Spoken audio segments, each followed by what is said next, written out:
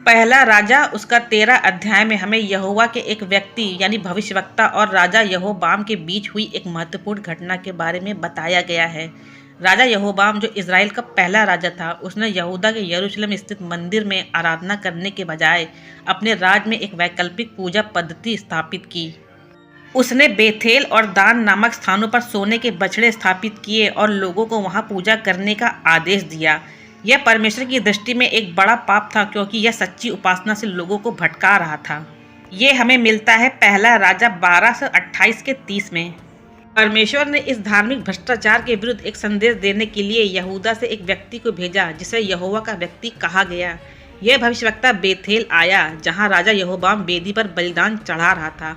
वहां उसने परमेश्वर के नाम से भविष्यवाणी की कि एक आने वाले राजा योशिय्याह द्वारा इस वेदी को नष्ट कर दिया जाएगा और इस पर झूठे याजकों की हड्डियां जलाई जाएंगी।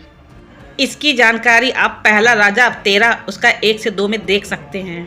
पहला राजा 13:4 पद कहता है, जब राजा यहोबाम ने यहोवा के उस व्यक्ति की कही हुई बात सुनी जो उसने बेथेल की वेदी के विरुद्ध कही थी, तब उसने वेदी पर से अपना हाथ बढ़ाकर कहा, इसे पकड़ लो। परंतु जो हाथ उसने उसकी ओर बढ़ाया था वह सूख गया और वह उसे लौटा न सका। पहला राजा यहोबाम का अहंकार और क्रोध। जब राजा यहोबाम ने परमेश्वर के व्यक्ति के मुख से यह कठोर भविष्यवाणी सुनी तो वह क्रोधित हो गया। उसके लिए यह एक चुनौती थी, क्योंकि उसने खुद को एक शक्तिशाली राजा मान रखा था जिसने अपनी आराधना प्रणाली स्थापित की थी। वह नहीं चाहता था कि कोई उसकी व्यवस्था पर सवाल उठाए, इसलिए गुस्से में आकर उसने अपने सैनिकों को आदेश दिया कि वे इस भविष्यवक्ता को पकड़ ले। दूसरा, परमेश्वर का तत्कालिक दंड।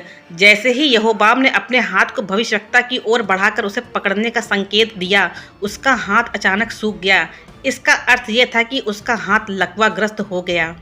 उसमें कोई शक्ति नहीं बची और वह उसे हिला भी नहीं सका। यह स्पष्ट रूप से परमेश्वर की शक्ति का प्रदर्शन था। यह घटना दिखाती है कि कोई भी राजा या शासक परमेश्वर के वचन को दबा नहीं सकता।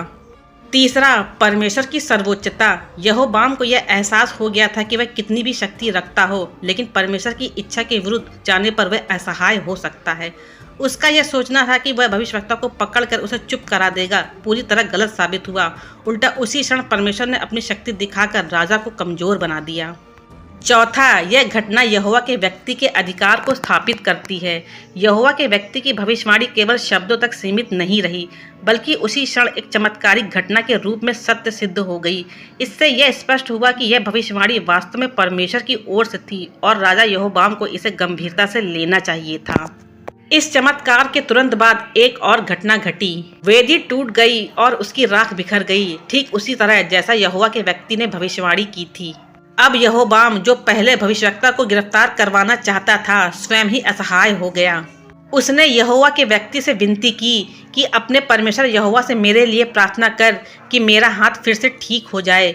यहोवा के व्यक्ति ने उसके लिए प्रार्थना की और परमेश्वर की दया से उसका हाथ फिर से ठीक हो गया।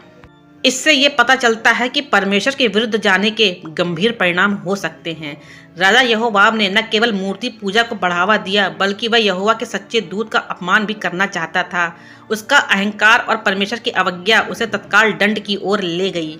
ये परमेश्वर की महानता है कि परमेश्वर का न्याय और दया दोनों प्रकट होते हैं।